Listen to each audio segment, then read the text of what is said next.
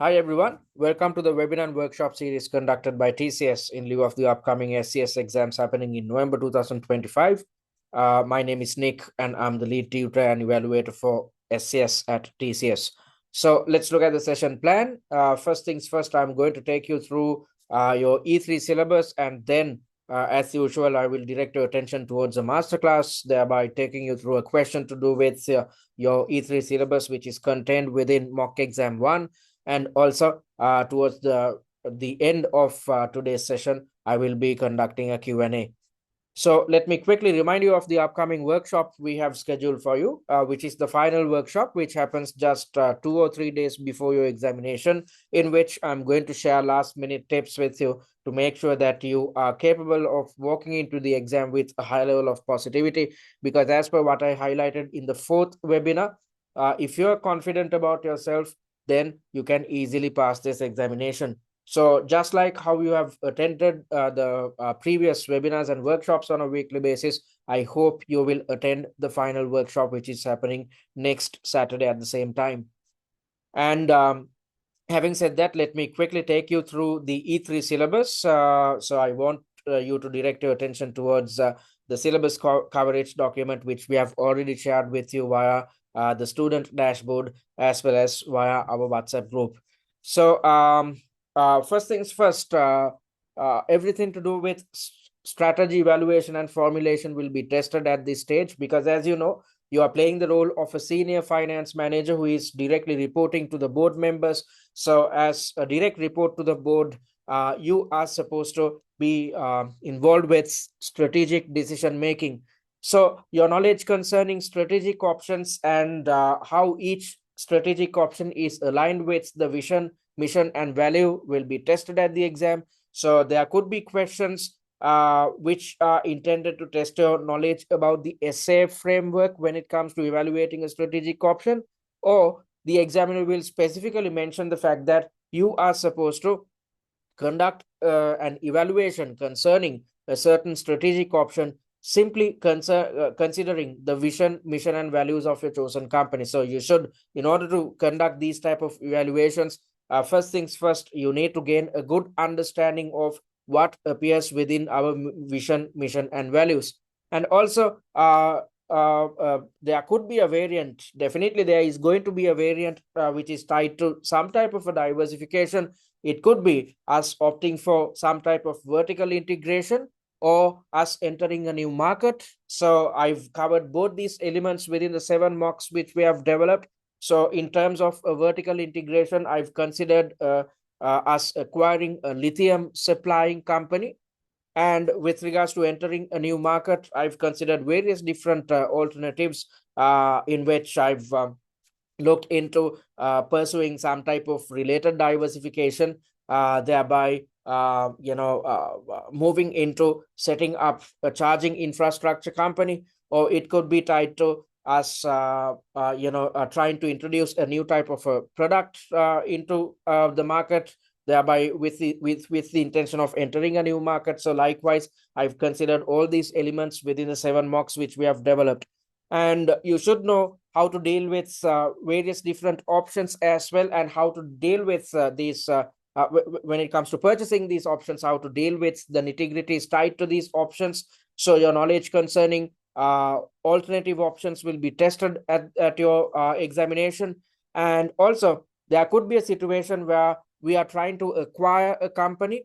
So in such a situation, your knowledge concerning acquisition evaluations, how to evaluate an acquisition by looking at multiple angles, will be tested at the exam. And your knowledge concerning us pursuing organic versus inorganic growth can be tested. So there could be a variant tied to us pursuing organic growth. This is a situation where we are trying to expand our footing within the industry on our own, utilizing our own capabilities. And there could be another question which is tied to us pursuing some type of an inorganic growth, in which we are trying to grow by acquiring another company. Or there could be a situation where we are opting for a private public partnership or a PPP arrangement, especially given the fact that there is in one of your news articles there's a mention about local councils or municipalities being involved with setting up charging infrastructure. So tied to such a situation, your knowledge concerning us trying to acquire an already existing charging infrastructure provider, or us dealing directly with the government or local councils, thereby entering into PPPs or private public partnerships, will be tested at the exam. So you need to know the main differences between us opting for organic growth against opting for inorganic growth. And also your knowledge concerning emergent approach to strategy formulation will be tested at this exam. So if you look at Cewmlator's internal dynamics, we have been in operation for a long period of time, and since inception we have been innovative. We have been introducing new products to the market, changing with times, and still this industry is ever changing. We are operating in an uncertain business environment. When this is the case, when we are trying to do something new, rather than stick into the rational planning model, which is used by companies which operate in certain business environments, when we are trying to do something new in an uncertain business environment, it makes sense to focus our attention towards adopting an emergent approach to strategy formulation. Because if we stick to the rational planning model, we will have to go through so many stages before we finalize the decision. So we'd end up wasting a lot of time.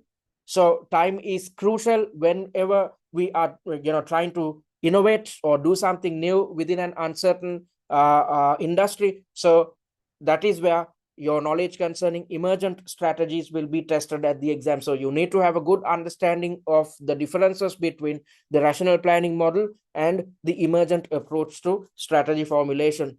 And also your knowledge concerning disclosure legislation will be tested, because I'm predicting the fact that definitely there is going to be a variant or a question tied to some type of a law changing concerning your industry, because the examiner has given us a hint about how laws impact your chosen industry. If you look at your news articles which appear towards the very end of your pre-scene, so definitely your knowledge concerning disclosure legislation will be tested. And also you should know how to deal with shareholder concerns, how to evaluate shareholder concerns, and also understand how these shareholder concerns will impact our internal dynamics, as well as various different stakeholder relationships, and on top of that, how it impacts our share price. And also you should know how to deal with a share price drop, because there's a way in which you should manage affairs when we are experiencing a share price drop. If not, the share price will keep plummeting in the future. So in order to avoid such a situation, there are certain methodologies or steps which you need to adhere to. So all these things will be tested. And on top of that, your knowledge concerning various different tools which are used for decision making, such as competitor analysis tools, scenario planning, as well as SA framework will be tested. So when we are trying to acquire another company, before we do so, it's essential that we conduct a competitor analysis. So you should know how to conduct a competitor analysis in a fully fledged manner.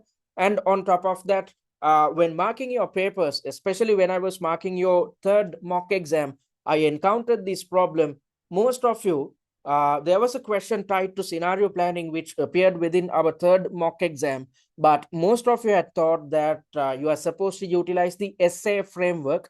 Thereby you have scored 0 marks in this mock exam. So it's essential that you understand how each requirement is worded at your examination. So if your knowledge concerning scenario planning is tested, the examiner will specifically mention or come up with a requirement which sounds something like this: evaluate this strategic option utilizing at least 3 scenarios. So when you see the term scenario, always remember you are supposed to utilize your knowledge concerning scenario planning. And also there are another set of questions in which you'd simply see the examiner asking you to evaluate a strategic option.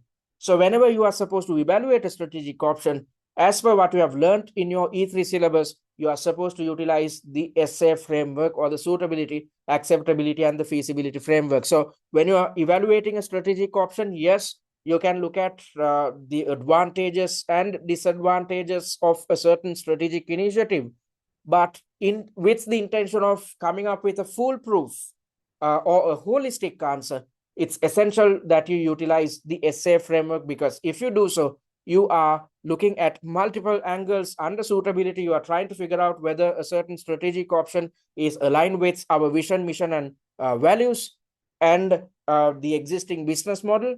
And under acceptability, you are trying to evaluate how the main stakeholders are going to react to a certain a strategic option which we try to pursue. And at the same time, under feasibility, you are supposed to look at whether we have enough financial and non-financial resources which enables us to implement this decision or go ahead with this decision in the future. So when you stick to the SAF framework, you are not conducting an evaluation as per your own understanding. Instead, you are relying on a holistic methodology. So your knowledge concerning all these elements which are tied to strategy evaluation and formulation will be tested. And also, given the fact that you are directly reporting to the board, given the fact that you are playing a senior managerial role, you should have a good understanding of how board members should conduct their affairs. So your knowledge concerning board responsibilities will be heavily tested. So you should know how to manage any type of system incompatibility, because in one of your variants, definitely you will see a situation where since we are trying to do something new, we are trying to implement a new system, for instance, or it could be us acquiring a smaller company. And when doing so, we have to integrate the acquired company's systems with our legacy systems. So when trying to integrate these two systems, we might face issues tied to system incompatibility. So you should know how to manage affairs whenever we are faced with some type of a system incompatibility. And also, when we are trying to do something new, or when we are acquiring another company, you should know how it impacts our internal business environment, and how to get rid of any hiccups tied to us trying to do something new when operating in this uncertain business environment. And also, there could be questions tied to how our business ecosystem changes, especially when we are trying to do something new. So in order to develop answers concerning business ecosystems, or concerning how our existing business ecosystem changes, first things first, you need to gain a good understanding of our current business ecosystem in play. So that is why I urge you guys to watch the pre-scene analysis videos and go through the annotated pre-scene, because I've covered all these elements within the pre-scene analysis videos. So you should know how to deal with change in business ecosystem. In order to do so, first things first, you need to gain an understanding of the current business ecosystem. Then you will understand how our current business ecosystem changes and how we are supposed to react to these changes in the future. And also, your knowledge concerning change management will be examined. So you should have the capability of identifying resistance to change, and then come up with appropriate strategies to manage resistance to change within your chosen company. And also, your knowledge concerning stakeholder management or Mendelow's matrix will be tested at the exam. I covered an exam standard question tied to the Mendelow's matrix or stakeholder management in the third webinar, after I've taught you answering technique.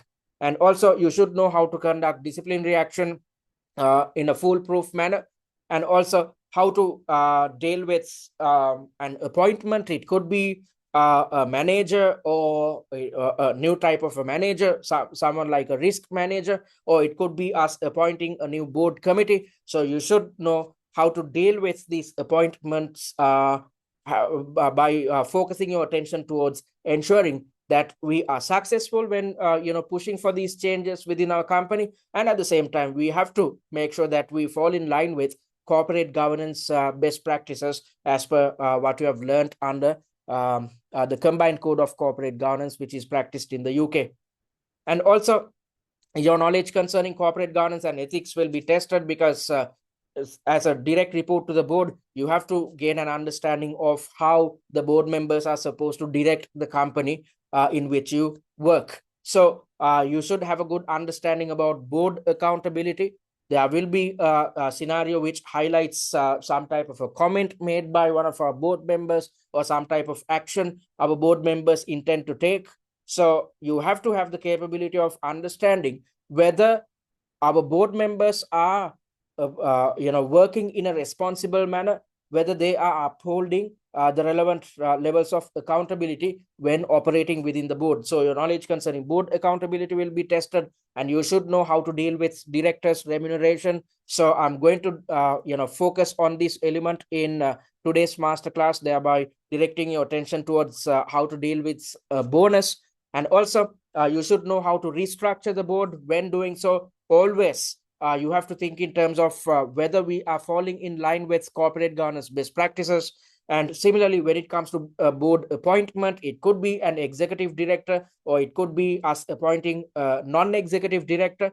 So you should have the capability of handling or evaluating a board appointment, considering an appointment of an ed versus a ned. So you should have the capability of evaluating each option, and after carrying out your evaluation, you should have the capability of recommending what we need to implement within your chosen company.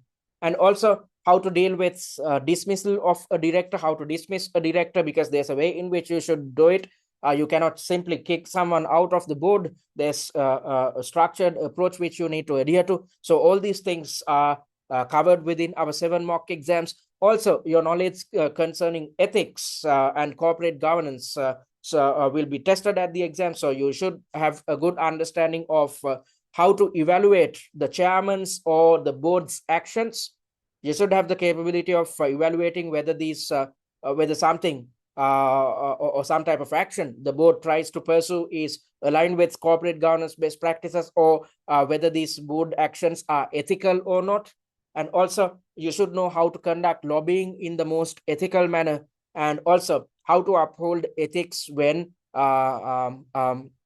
coming up with sustainability disclosures, especially given the fact that this industry believes in sustainability. So that's why your knowledge concerning an appointment of a board committee tied to sustainability will be tested at this exam, given the fact that we do not have a separate board member who is looking into sustainability.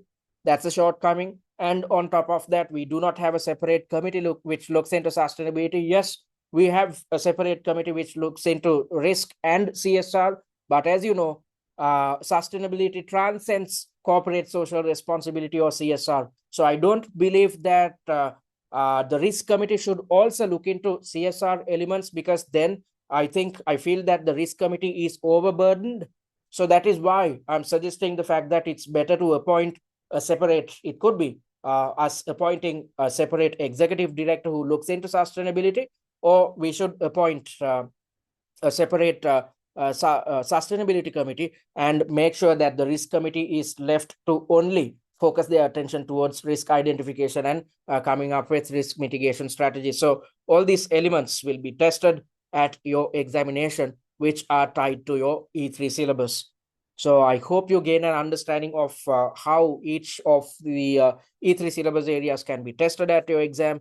And having said that, I'm going to direct your attention towards mock exam 1, in which I've covered a question to do with directors' bonuses or directors' remuneration.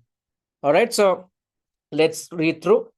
So I'm taking this question which appears within section number 1. So I'm directing your attention towards subtask B. Encouraged by financial analysts' projections of improved revenue, stronger cash flows, and potential share appreciation, the CEO remarked that, assuming a successful launch and market response, board members' bonuses should be increased to reflect their role in driving strategic growth. So let's try to understand what this new initiative is all about by going through this information which appears within the same section. So Cewmlator's R&D team is evaluating a proposal to produce EVs with roof-integrated solar panels, enabling trickle charging while parked to extend range and battery life, especially in sun-rich markets. So we are trying to introduce a new product to the market. While leveraging Cewmlator's current battery and vehicle expertise, the move requires capital investment for production upgrades and patents. Analysts see this as related diversification with potential long-term benefits such as revenue growth, strong cash flows, and possible share price gains if solar charging becomes a key differentiator. So we are trying to do something new. We are trying to introduce a new type of vehicle into the market, and analysts, if this becomes successful, analysts predict that our revenues are going to grow, so would our cash flows, and because of all these benefits, our share price is going to increase in the future, and our competitiveness is therefore going to increase as well. So encouraged by all these positives or benefits tied to this new initiative, the CEO remarked that assuming a successful launch and market response, board members' bonuses should be increased to reflect their role in driving strategic growth. However, the comment has sparked internal debate regarding the appropriateness and timing of such a proposal, given the early stage nature of this initiative and the risks associated with this diversification.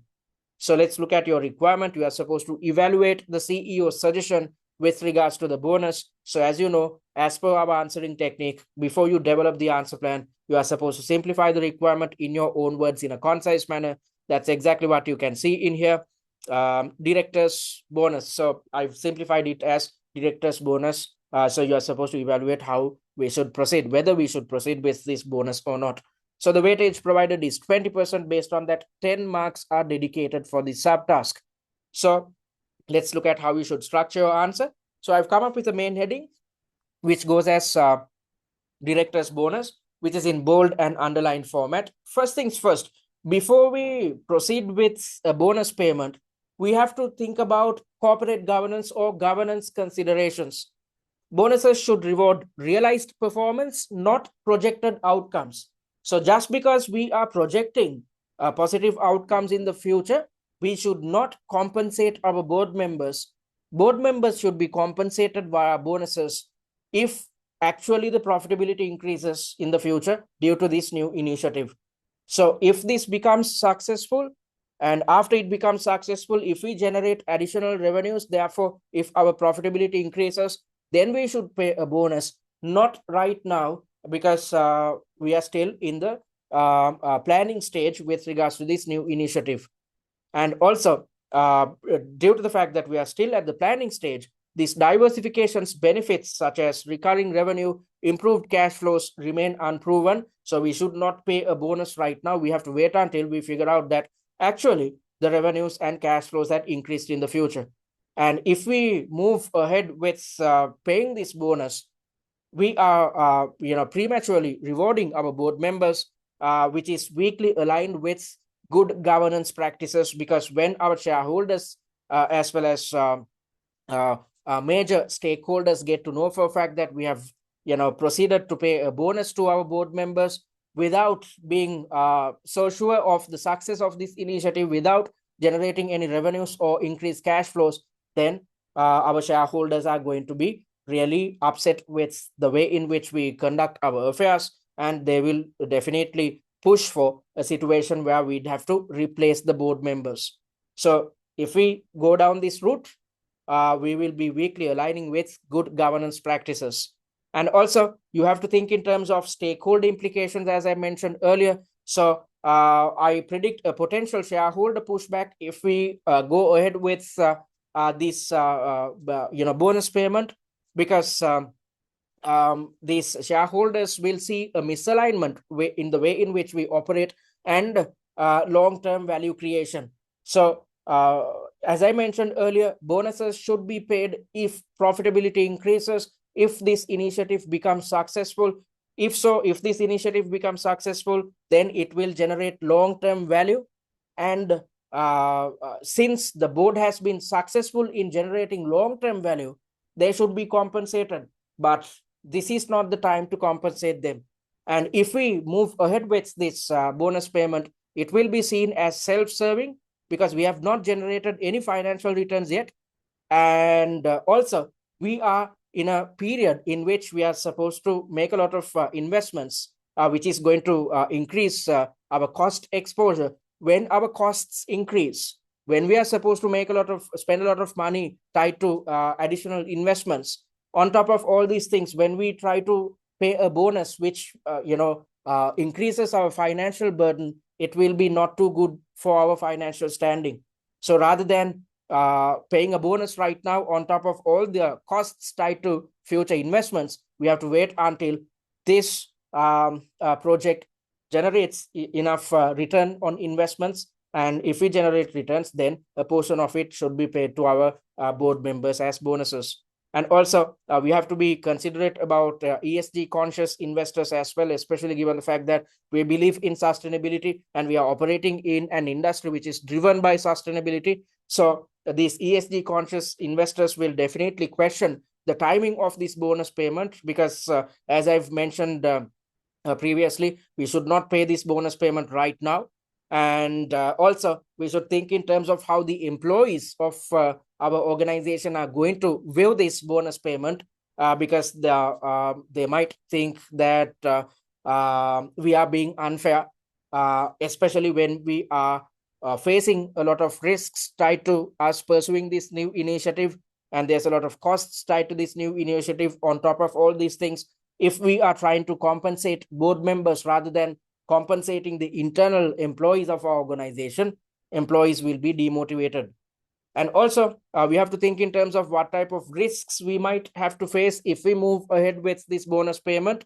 Definitely, we are exposed to reputational risk, because when we are operating in an uncertain business environment, on top of this, when we are trying to do something new and on top and tied to this new initiative, when we are exposed to a lot of costs in the future, and on top of it, when we are trying to compensate our board members prematurely, it exposes us to reputational risks, because our stakeholders, especially our shareholders as well as our employees, won't trust us anymore, and this could erode stakeholder trust in the future. So we should avoid reputational risk.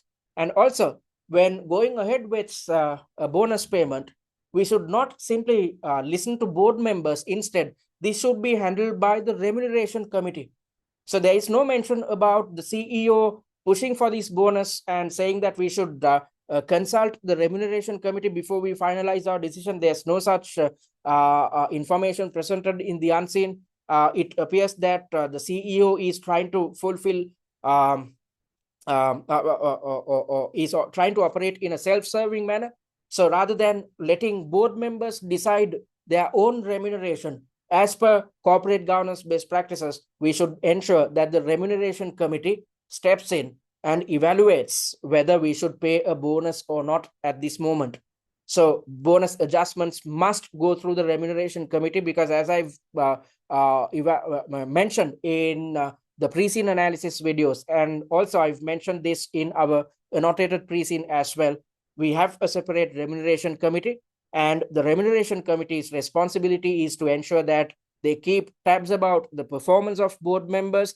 Therefore, it is the job of the remuneration committee to stipulate how much salaries each board member should receive as per their performance. And as and when necessary, if they feel that we should pay a bonus to certain board members, these bonuses should be determined by the remuneration committee. As per corporate governance best practices, the remuneration committee was set up after the year 2002, because there were so many corporate scandals in which the board members determined their own remuneration, their own salaries, as well as bonuses. So in order to avoid such unethical and illegal practices, corporate governance best practices were introduced. So as per CG best practices, any type of remuneration should be stipulated by the remuneration committee. And the formal approval of this bonus should be subject to achievement of certain KPIs, such as revenue-related KPIs,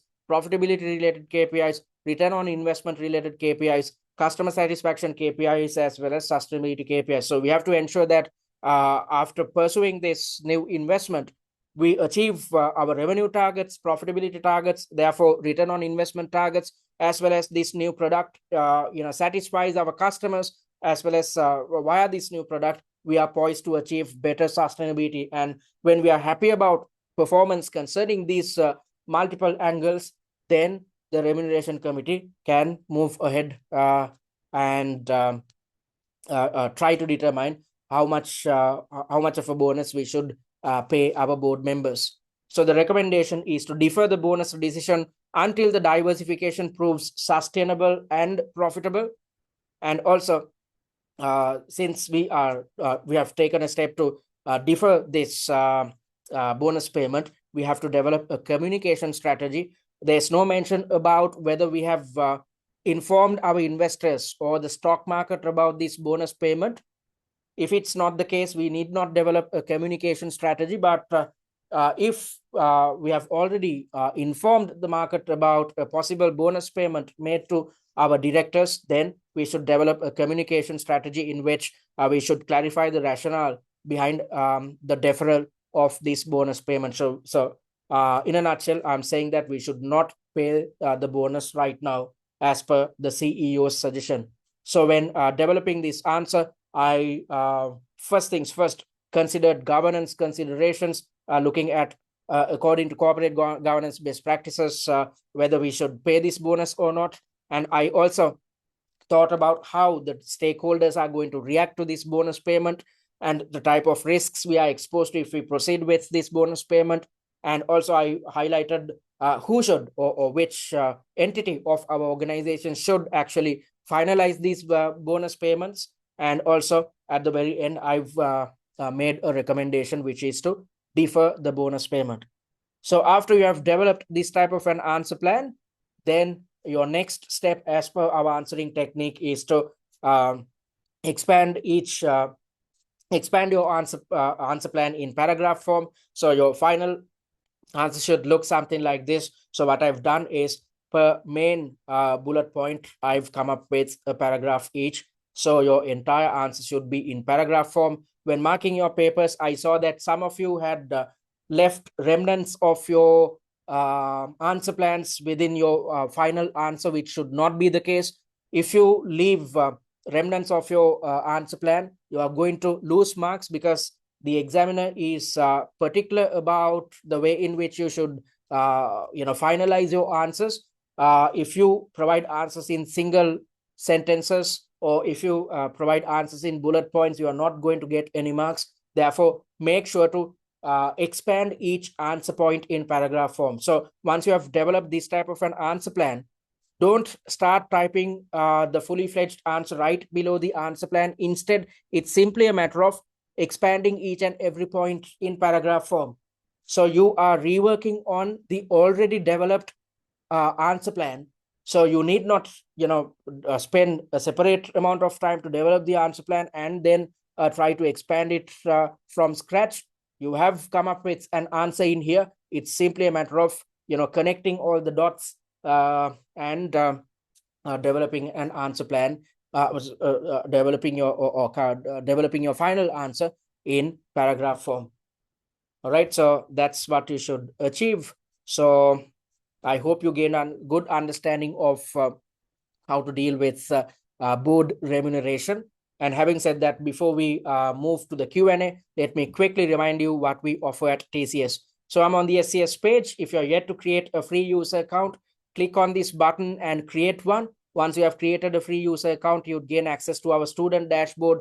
And once you're on the student dashboard, click on My Courses. And in front of SCS Free, you'd see an Access Content button. Click on it. And then under the Videos tab, you'd gain access to the recorded versions of the free webinars and workshops we have conducted on a weekly basis. And under the Study Material tab, you'd gain access to the pre-seen mind map and the answer plan of Mock Exam 1. Under the Mocks tab, you'd gain access to the questions and suggested answers of Mock Exam 1. And you also have the opportunity of attempting Mock number 1 in its entirety under exam conditions via TCS's exam platform, which is the exact replica of the Pearson VUE system on which you attempt your real examination. So this is the best way to practice your answering, time management, and stress management techniques under exam conditions via our exam platform. So if you are yet to create a free user account, click on this button and create one. And if you are interested in investing on our paid content, click on this button and check the sample material before you do so. And I invite you to join our SCS WhatsApp group as well if you're yet to join it by clicking on this button. And talking about what we offer two packages, the essential course and the premium course. The essential course is designed for those who have completed their OTQs. So since you have already learned theory via the OTQs, it's simply a matter of improving your application skills in order to excel at this examination. So under the essential course, you'd gain access to the recordings of all weekly webinars and workshops, 6 mock exams with suggested answers, not just 6 mocks. We have developed an additional mock as well. So you have access to 7 mock exams, which cover 63 subtasks in total. And all 63 subtasks cover the entire syllabus. So you need not worry about what can be tested and how each syllabus area can be tested at the exam, because we have covered all these elements within these 7 mocks which we have developed. And you'd also gain access to pre-scene analysis videos, 4 videos in total. Once you have watched these videos, you will gain an in-depth understanding of what appears within your pre-scene document. You will also gain access to the annotated pre-scene, industry, and financial analysis slides. Let me quickly show you what these resources look like. So we have come up with, as you can see, we have come up with annotations with the intention of summarizing the entire pre-scene. Also, we have conducted our own analysis so that you can easily understand what appears within the pre-scene. And also, we have highlighted probable exam scenarios which can be tested, and focusing on these elements when developing the mock exams, we have made sure to cover all these elements. And we have also evaluated your financial statements. So we have evaluated the SOFP, the SOPL, as well as the statement of changes in equity. So we have made sure to keep things simple so that you can easily understand what appears within each financial statement. And also we have conducted a ratio analysis. And again, we have evaluated each ratio in depth, ensuring that your company's Cewmlator's performance is compared with its closest competitor Atoms, so that you can easily gain an understanding of the financial standing of your company against its closest competitor. And similarly, we have conducted an industry analysis as well. So we have made sure to cover 4 different angles within this set of slides. So first things first, we have defined the industry. And in the second part, we have explained the competitive landscape. And we have also indicated industry trends which will impact your chosen industry. And based on these trends, scenarios will be thrown at you at your real exam. And at the very end, concerning 2 real-life companies, we have explained how these companies operate within your chosen industry. So these are the resources on offer under the essential course. You'd also gain access to the top 20 likely issue slides, which indicate the most probable scenarios which can be tested at the exam. You will gain access to a case study familiarization kit. Once you have gone through this kit, you will gain an in-depth understanding of the technicalities behind your SCS exam. You will also gain access to a tutor-managed live chat and OTQ revision cards. So after attempting each mock exam, if you feel that you need to brush up your knowledge concerning each conceptual element covered within our mock exams, don't waste time. Simply refer to the OTQ revision cards. In a jiffy, you are in a position to brush up your theoretical knowledge. So the essential course is priced at £299. And talking about the premium course, this is intended for those who are coming through the exemption routes and those who had failed the SCS exam previously. So both these sets of students have the same problem. There are gaps in theory knowledge and issues with application. So we have included some additional resources under the premium course on top of what appears under essential, with the intention of teaching you theory and making sure that you significantly improve your application skills. So under premium, you'd gain access to the online mock exam platform on which you can attempt all mock exams under exam conditions, which is the best way to master your answering, time management, and stress management techniques. You will also gain access to the answer plans of all 7 mock exams. You saw what an answer plan looks like and how beneficial it is, because rather than going through pages and pages of suggested answers, when you have access to answer plans, you can easily figure out the logic behind each answer and how to structure your answers. And this helps you with revision as well, because after you are done with a mock exam, when you are conducting revision, you can easily go through these answer plans and figure out the logic, and then it helps you with your revision. Also, you'd gain access to 15 masterclasses in total. So you experienced how we conduct our masterclasses. So similarly, we have conducted masterclasses focused on mocks 2 to 6, thereby directing your attention towards each section which appears within the mocks which we have developed. And the objective of conducting these master classes is to take you through the logic behind each answer, explaining how to structure your answers, and at the same time teaching you the theoretical concepts covered within each mock exam and highlighting application. And also you'd benefit from the one-on-one tutor feedback on offer concerning mocks 3 and 5. So these are the type of feedback on offer at TCS.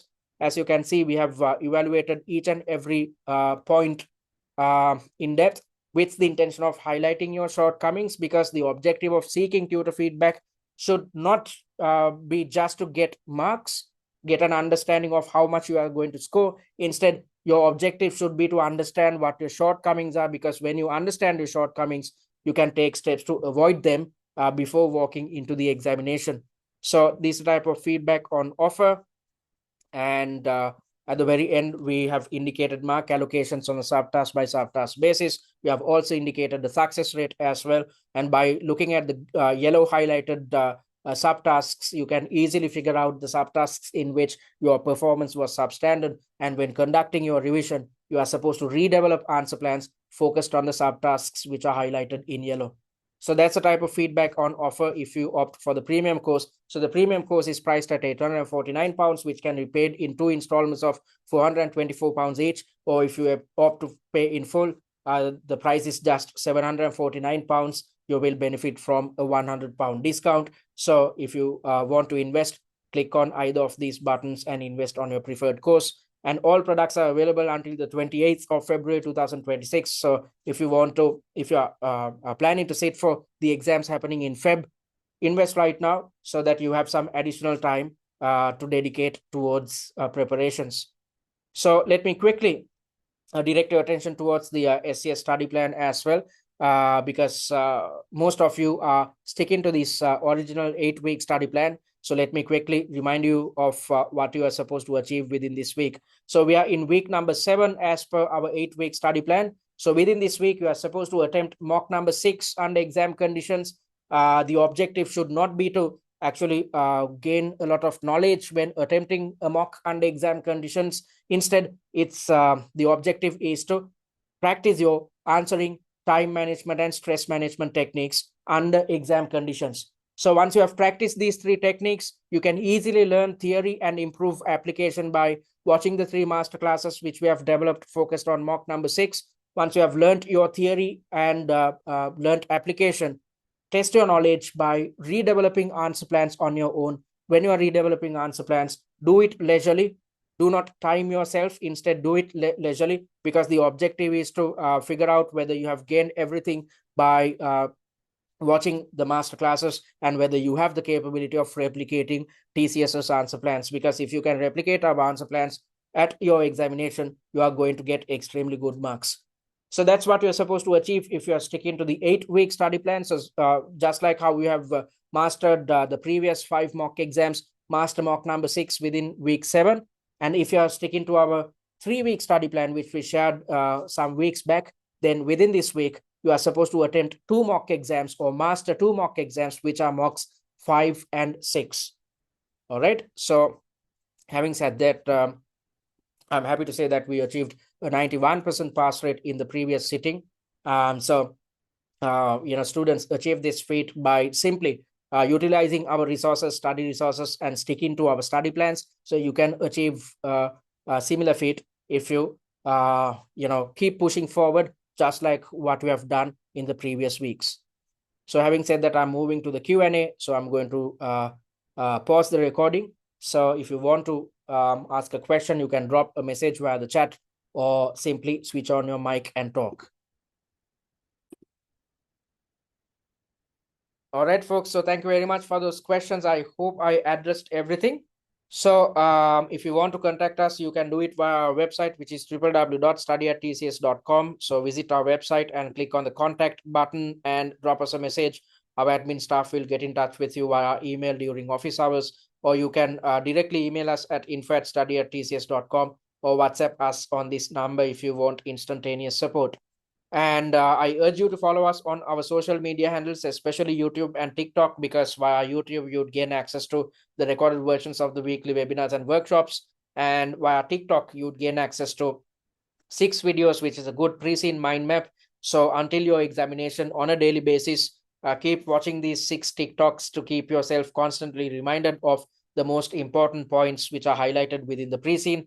And also, I invite you to read our blog post, which we have developed focused on Cewmlator if you're yet to read it, so that you remind yourself about what your company is all about and in what type of an industry it operates.